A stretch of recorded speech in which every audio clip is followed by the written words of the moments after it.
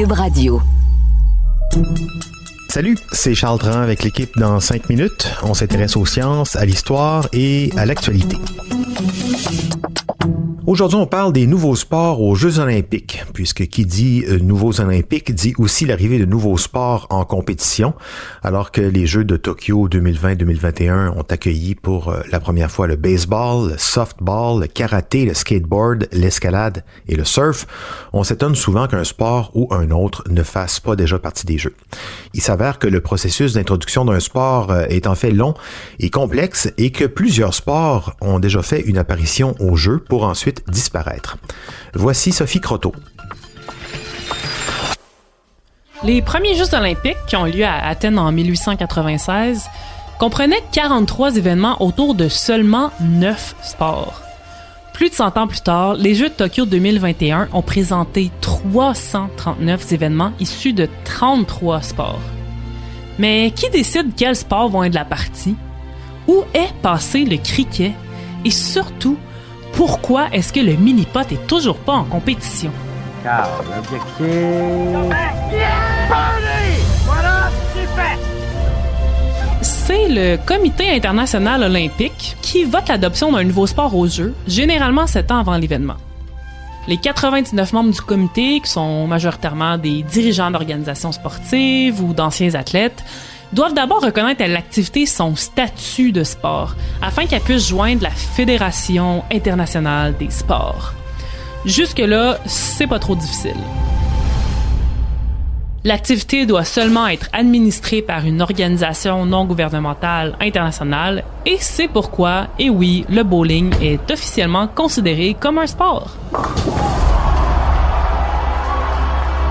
Une fois ce prestigieux statut acquis, le sport doit obligatoirement se plier à des règles très strictes, comme l'application du code antidopage des Olympiques.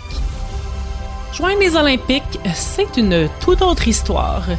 L'organisation qui échappe doit faire une demande officielle, c'est-à-dire remplir un document de plus de 100 pages qui prouve que le sport est bien éligible.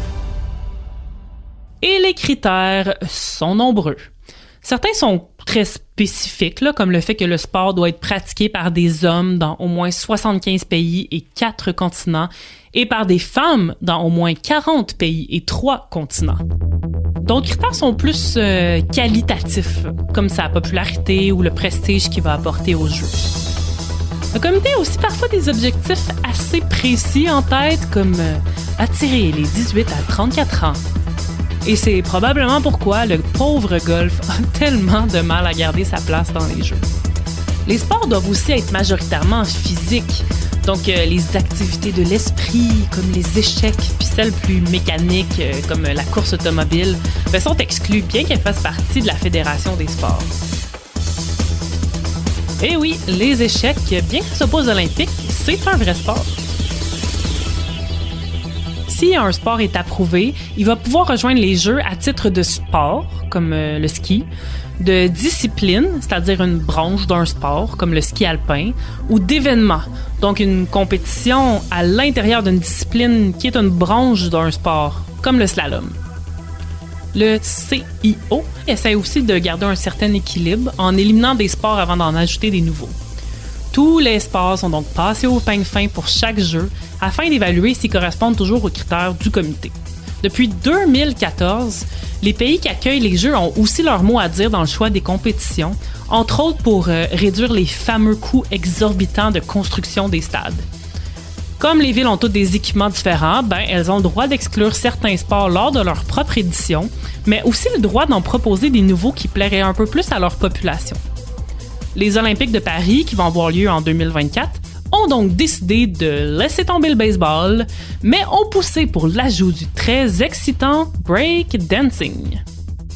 Ouais, des médailles en breakdance, avec l'enthousiasme que chaque organisation et ses fans ont pour leur sport. On imagine bien que le nombre de candidatures de nouveaux sports pour les Olympiques doit être d'une fois à l'autre assez volumineux.